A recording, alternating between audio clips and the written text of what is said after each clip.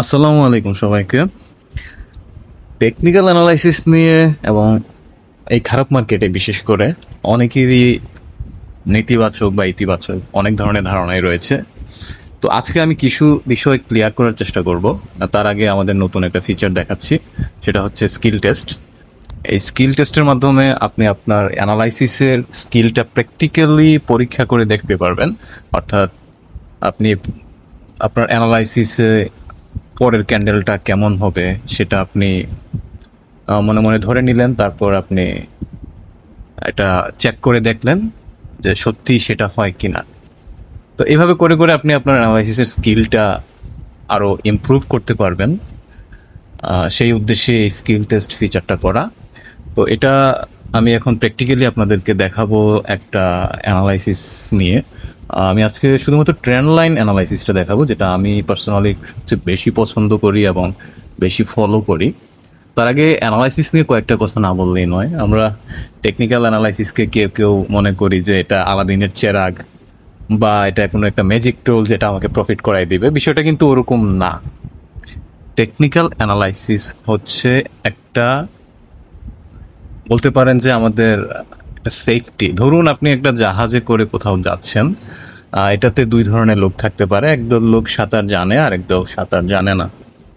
তো কোনো কারণে যদি জাহাজটা দুর্ঘটনায় পড়ে, এইখানে যে সাঁতার জানে তার বাঁচার সম্ভাবনা বেশি থাকে। সে যে বাঁচবে তার কোনো গ্যারান্টি নাই, তবে তার বাঁচার সম্ভাবনা বেশি থাকে যেহেতু সে সাঁতার জানে। আর যে লোকটা সাঁতার জানে না তার বাঁচার সম্ভাবনাটা খুব কম।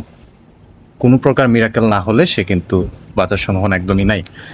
তো টেকনিক্যাল অ্যানালাইসিস আপনাকে খারাপ মার্কেট হোক, ভালো মার্কেট হোক, ভালো মার্কেটে প্রফিট করাইতে হেল্প করবে, আর খুব খারাপ মার্কেটে আপনার ক্ষতিটা কমাইতে হেল্প করবে।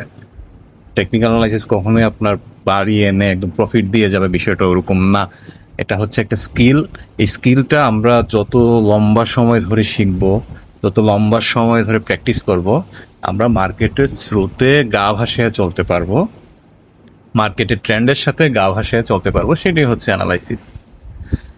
আর আরেকটা বিষয়ে, যেমন অ্যানালাইসিসে আমরা চার্ট হিস্ট্রি দেখি, তো অনেকেরই এটাতে অ্যালার্জি আছে যে চার্ট দেখে কোনো কাজ হয় না। তো তাদের উদ্দেশ্যে বলতে হয় চার্ট দেখার বিষয়টা হচ্ছে অনেকটা এইরকম। আমরা জানি আবহাওয়া নিয়ে কিন্তু কিছু প্রিডিকশন হয়। আচ্ছা, আবহাওয়াটা বাদ দিলাম, ধরুন একটা কৃষক যখন ধান শুকাতে দেয়, আমরা সবাই জানি, তো তখন ধরুন দুইটা কৃষক আছে, হ্যাঁ। একটা কৃষক সে পূর্বাভাসে বিশ্বাস করে, আরেকজন বিশ্বাস করে না। তো দুইজনই ধান শুকাইতে দিচ্ছে, তো একজন দেখলো আকাশে মেঘ করে, তো সে তার ধান গুটিয়ে নিল, কারণ সে বিশ্বাস করে যদি আকাশে মেঘ করে তাহলে বৃষ্টি হওয়ার একটা বড় সম্ভাবনা থাকে, আমার ফসল নষ্ট হইতে পারে। সে উঠে নিল। আরেকজন লোক কিছুই বিশ্বাস করে না, সে ভাবলো যে হ্যাঁ মেঘ করছে তো কি হয়েছে, মেঘ করলে যে বৃষ্টি হবে তার তো কোনো গ্যারান্টি নেই। সে তার ফসল যেভাবে ছিল সেভাবে রেখে দিল। তো এতে করে কিন্তু ক্ষতির সম্ভাবনা কার বেশি থাকে আমরা সবাই জানি। যে মানলো না, অর্থাৎ বেশিরভাগ সময় আমরা দেখি যে মেঘ করলে বৃষ্টি নামেই, কখনো কখনো হয়তো বা নামে না। কিন্তু সে যদি তার ফসলগুলা গোটাই ফেলে, এতে তার ক্ষতির কোনো সম্ভাবনা নাই। তার ক্ষতির কোনো সম্ভাবনা নাই, কারণ বৃষ্টি যদি নাও হয় তার কোনো ক্ষতি নাই। হয়তো বা কিছু সময় তার একটু নষ্ট হইল বা কষ্ট হলো, কিন্তু সে কিন্তু সেফ থাকলো। আর যে লোকটা একদমই বিশ্বাস করলো না যে না মেঘ করলে বৃষ্টি হতেই পারে, তার কিন্তু ক্ষতি হওয়ার একটা চান্স থাকে। এটাই হচ্ছে অ্যানালাইসিস। প্রিভিয়াস হিস্ট্রি দেখে বা অনেকগুলো ক্রাইটেরিয়া থাকে এখানে, শুধুমাত্র প্রিভিয়াস হিস্ট্রি না, অনেক ধরনের টেকনিক্যাল ইন্ডিকেটর আছে। এটা একটা বিশাল জগৎ। তো সব কিছু মিলিয়ে যখন আমরা একটা প্রিডিকশনে আসি যে না মার্কেটটা এদিকে যেতে পারে, বা আমার এই স্টকটা আমি এখানে ইনভেস্ট এখনই করতে পারি, বা এখনই আমার বের হয়ে যাওয়ার সময় হয়ে গেছে, মনে হয় না স্টকটা ভালো করবে, এই ডিসিশনগুলো নেওয়াটা সহজ হয়ে যায়। এবং যে একদমই এটা জানে না, প্রপারলি জানেই না, তার জন্য যে কোনো মার্কেটই খুবই রিস্কি। এবং আমাদের দেশের মার্কেট তো আরো ভয়ঙ্করভাবে ঝুঁকিপূর্ণ। তো এই ঝুঁকিপূর্ণ মার্কেটেই কিন্তু আপনি যদি অ্যানালাইসিস জানেন বা অ্যানালাইসিস বোঝেন, তাহলেও নিজেকে সেফ জোনে রাখা সম্ভব। তো আজকে আমি একটা কোনো ইন্ডিকেটর না, এখানে ভলিউম অ্যানালাইসিস না, কিচ্ছু না, আমি শুধুমাত্র ট্রেন্ড লাইন ফলো করে কিভাবে নিজেকে সেফ জোনে রাখা যায় সেটা আপনাদেরকে প্র্যাকটিক্যালি দেখাবো, এবং আমাদের এই মার্কেটের প্রিভিয়াস হিস্ট্রিগুলো দিয়ে আপনাকে দেখাবো প্র্যাকটিক্যালি। আমি এই যে আমাদের স্কিল টেস্ট ফিচারটা ইউজ করতেছি, আমি এখানে স্কিল টেস্টে ক্লিক করলাম। তো এখানে এখন দেখুন এটাতে ক্লিক করাতে কি হলো, র্যান্ডমলি একটা পেছনের ডাটাতে চলে গেল। এখন এটা আজকে আছে 22 আগস্ট 2023-এর। এরপরে কি হয়েছে আমার মনে নাই। তো এটা র্যান্ডমলি আসে, এক এক সময় এক একটা আসে। তো যে কারণে আমরা অনেকটা পরীক্ষা দেওয়ার মতো এখন এই মুহূর্তে অ্যানালাইসিস দিয়ে এটা কি হবে পরবর্তীতে, এটা এখন আমাকে বলতে হবে। তো ধরুন আমরা এই ডেটে আছি বা মার্কেটটার এই অবস্থায় আছে, এখন মার্কেট কি ভালোর দিকে যাবে না খারাপ দিকে যাবে। তো আমি শুধুমাত্র আজকে ট্রেন্ড লাইন অ্যানালাইসিসটা দেখাবো, কোনো ভলিউম না, আপনার মুভিং অ্যাভারেজও না, এমএসিডি না, কোনো ইন্ডিকেটর না, শুধুমাত্র একটা টুল, এই যে লাইন এঁকে এঁকে যেটা করা হয় এখানে। তো এটা স্পষ্টত যারা অ্যানালাইসিস বোঝেন, ট্রেন্ড লাইন ফলো করেন, তারা এইখানেই এক্সিট করেছেন। এই যে এখানে আপ ট্রেন্ডটা ব্রেক করেছে। তো কিছুক্ষণ ধৈর্য ধরে ভিডিওটা দেখেন আপনারা যারা বুঝতেছেন না শুরু থেকে যে আপ ট্রেন্ড ডাউন ট্রেন্ড কি, একটু পরে এক্সপ্লেইন করব, বুঝতে পারবেন। তো যখন একটা শেয়ার বা যে কোনো চার্টে যখন আমরা কিছু দেখি, যখন একটু বাড়তে থাকে তখন আমরা এই যে একদম হায়ার লগুলা নিয়ে একটা লাইন ড্র করি। এই যে এখান থেকে সবচেয়ে লোয়েস্ট ল ছিল এটা, তারপরে এই যে এইখানে আরেকটা ল আছে, এখানে একটা লাইন ড্র করছি, এটা হচ্ছে আপ ট্রেন্ড, একটা সাপোর্ট। তো এটা ঘটনাটা ঘটে গেছে, তারপর আমরা ড্র করছি, ফাইন। তো এইখানে যারা স্মার্ট ছিল ওনারা বের হয়ে গেছেন। এখন এই অবস্থায় আমাদের করণীয় কি সেটা যদি দেখাই, তাহলে এখানে স্পষ্টত দেখাই যাচ্ছে নিচের দিকে নামতেছে, তার মানে ডাউন ট্রেন্ড। তো আপনি এখন অবশ্যই ইনভেস্টমেন্টে যাবেন না এই অবস্থায় থাকলে। এখন তাহলে কখন যাব? এখন দেখুন এখনও এটা ডাউন ট্রেন্ডে আছে। আমরা একদম হাইগুলা নিয়ে একটা লাইন ড্র করবো, এই উপরে টপগুলা নিয়ে। এটা আমার কয়েকটা ড্রয়িং দেখলে আপনারাও ড্র করতে পারবেন, বুঝতে পারবেন যেটা কীভাবে ড্র করতে হয়। এখন দেখুন এই অবস্থায় আছে, তাহলে পরের দিন কি হবে? আমরা এখানে কিন্তু কখনোই কিনবো না। আমরা ধরে নিচ্ছি যে বাড়তেছে বাড়তেছে, কালকেও বাড়বে না, একটা কনফার্মেশন লাগবে। আমি যে লাইনটা ড্র করলাম এটাকে ব্রেক করতে হবে। তো দেখি এর পর দিন কি ঘটেছিল। এটা অবজারভেশন মোড, এটা হচ্ছে আমাদেরকে দেখতে হবে এখন কোন দিকে যায়। দেখুন কমতেছে, তার মানে এটাকে সে ব্রেক করতে পারে না, এখনো ডাউন ট্রেন্ডে আছে। তার মানে আমরা এটাকে, এই লাইনটাকে যতদিন ক্রস না করবে ততদিন কিন্তু একদমই কিনবে না। পড়তেছে বাড়ুক, এই যে এখন কিন্তু ক্রস করছে, তার মানে এখন কিনা যায়। তো এখন এটাকে যেহেতু ব্রেক করেছে, তো এই মুহূর্তে যদি আমরা কিনি তাহলে ক্ষতির সম্ভাবনা অনেক কম। ধরুন কমলোই, কিন্তু একদমই নাই, এখানে কনফার্ম করছে এটা বাড়তেছে। তারপরে দেখি আমরা কি হয়। হ্যাঁ, আমি ধরুন এখানে কিনে নিলাম, ঠিক আছে, এবার ওয়েট করি। যেহেতু আমি এখানে এটা ডাউন ট্রেন্ড সে ব্রেক করছে ধরে নিছি, তাহলে আমি এই ডাউন ট্রেন্ডটা আমি সরাই নিলাম। এখন আমি আপ ট্রেন্ডে যাব। আমি ধরেই নিচ্ছি যে এখান থেকে সে আপ ট্রেন্ডে গেছে। তো আমি কতদিন ওয়েট করব? যতদিন না এই লাইনটাকে সে ব্রেক করে। আমি কিন্তু কিনে ফেলছি। এখন এই যে দেখুন আমি এখনো হোল্ড করতেছি, এই যে এখন ব্রেক করে ফেলছে। এখন কিন্তু আমাকে সেল করতে হবে, তাহলে আমার যে আপ ট্রেন্ডটা ছিল সেটা কিন্তু সে ব্রেক করে ফেলছে। তো আমি চোখ বন্ধ করে আমি সেল করে দিলাম। তারপরে যেহেতু সেল করে দিছি, আমি এখন ডাউন ট্রেন্ডের শেয়ারটা আছে ধরেই নিচ্ছি, আমি একটু এক্সাম্পল দিচ্ছি মাত্র। এখন আমি আবার ততদিন এটাকে কিনবো না যতদিন না পর্যন্ত এটা আমার এই লাইনটাকে আবার ব্রেক করে। এরপর দিনই ব্রেক করার মতো অবস্থা করে ফেলছে, তাহলে আমি আবার কিনলাম, আমি সেফ জোনে থাকলাম। তো যেহেতু এটা আবার ব্রেকআউট করছে, আমি আবার এটাকে ধরে নিতে পারি যে না, আপ ট্রেন্ডটা কন্টিনিউ করতেছে। তো এখন এই যে দেখুন কিন্তু আবার কমছে, ব্যাপার না, আবার বাড়ছে, লাইন ছুঁয়ে গেছে, আবার কমছে, এখন কিন্তু ব্রেকআউট হয়ে গেছে, আবার ডাউন ট্রেন্ডের দিকে সে যাচ্ছে। এই যে দেখুন এখানে ব্রেকআউট যেদিন করছে এদিন কিন্তু সেল করতে হবে, এর আগেও বলেছি। তো সেল করে দিলাম আমি এই দিন। তারপরে এখন যেহেতু এটা ডাউন ট্রেন্ডে চলে আসছে, আমি আবার সেই ট্রেন্ড লাইন আঁকি ডাউন ট্রেন্ডেরটা।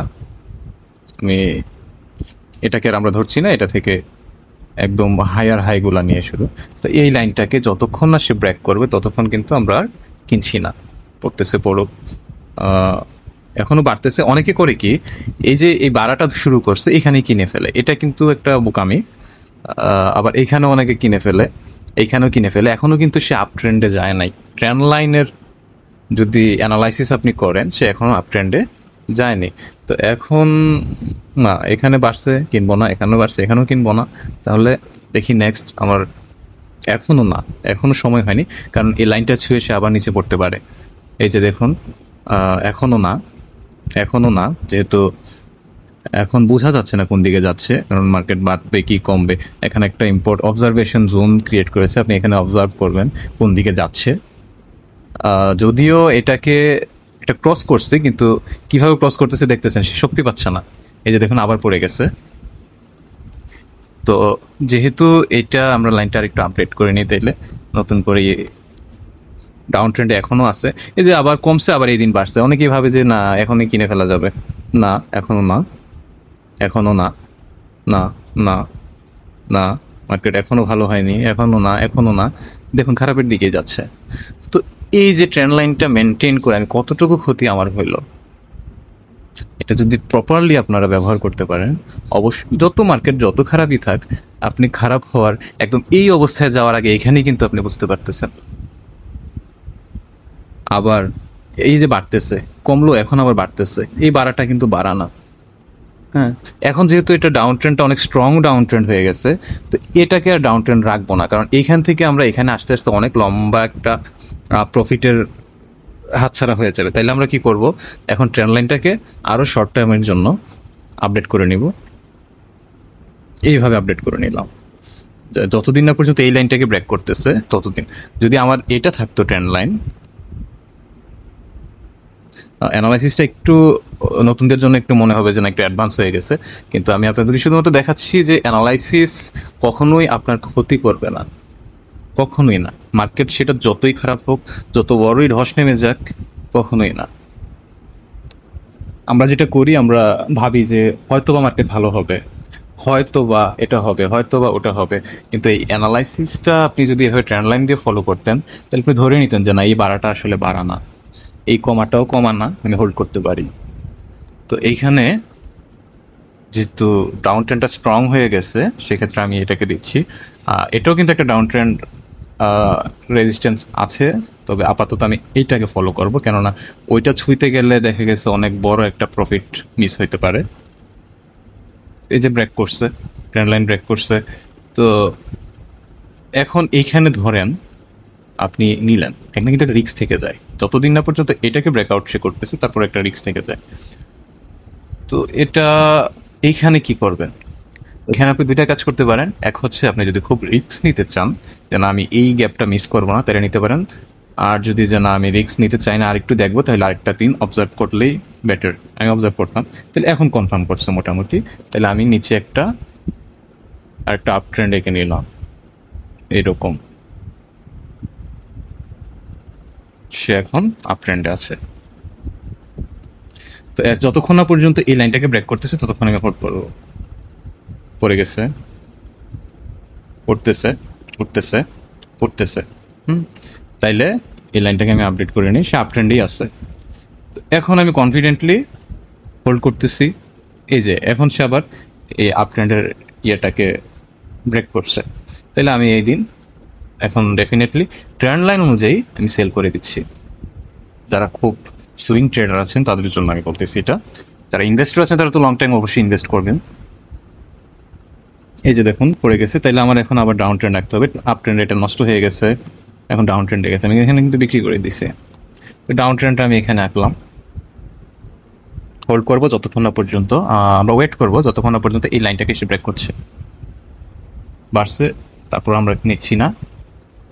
দেখুন আমরা কিন্তু নেই নেই, পরের দিন আবার কমছে, কমছে, বাড়ছে, তারপরও নিব না, কিনতেছি না, এখনও কিনতেছি না, না কিনতেছি না।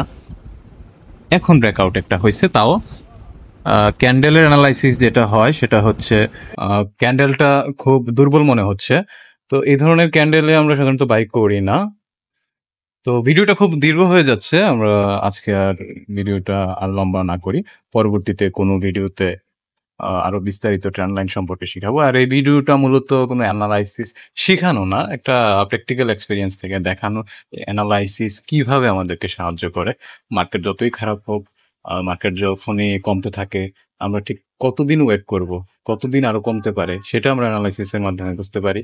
একই সাথে যখন মার্কেট বাড়তে থাকে বা কোনো শেয়ার বাড়তে থাকে, তখন এটা ঠিক কতদিন বাড়বে, কখন আমরা এটা থেকে এক্সিট করব, সেটাও আমরা এনালাইসিসের মাধ্যমে বুঝতে পারি। যেটা এনালাইসিস না জানা থাকলে অনুমান নির্ভর একটা ডিসিশন হয়, সেটা থেকে অনেক ভালো একটা প্রফিটও আমাদের হাতছাড়া হয়ে যায় কখনো, কখনো। আবার কখনো, কখনো আমরা খুব বড় লস বা ক্ষতির মধ্যে পড়ে যাই। ধন্যবাদ সবাইকে।